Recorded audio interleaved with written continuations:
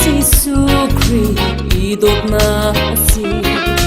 đốt lâu chan a ngay lâu hiu ni chan ngay lâu cần chắc lâu chan giống a đăng lâm lâu đốt na cần phiêu liao chan giống a phiêu khâu lâu đốt na dễ khi hiện cái ta chân tha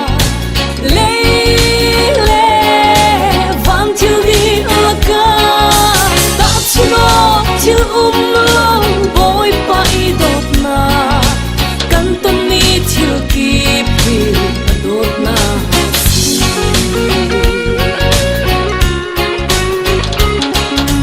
đốt na căn tôn dung hi đốt na si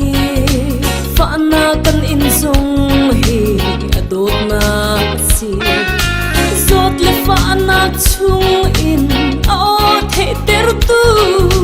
ngày chép mi thi chung in amui bu ter tu kan cha bu khan lai re thiam tuk shin khi hen ta ta chung ha le van chiu đi ka ta cho chiu lâu bôi bay đốt na căn tâm mi chiu kịp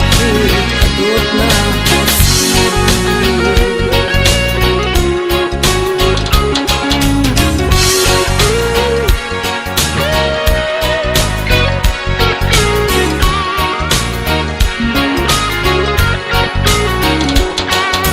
sung na căn tâm sung hi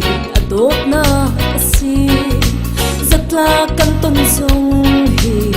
đốt na si sung le rất là nak in căn rung nak boy pa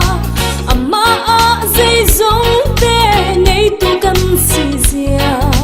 căn tu phiền khổ nak mà khó khăn thiên boy pa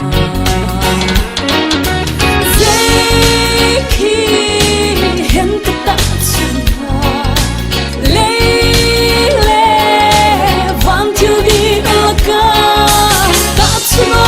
chiu lâu bôi bay đốt na căn tâm mi chiu kịp vì đốt na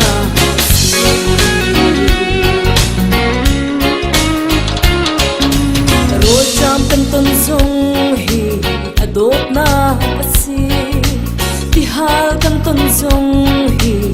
đốt na si i chi param imang cham Joseph min than na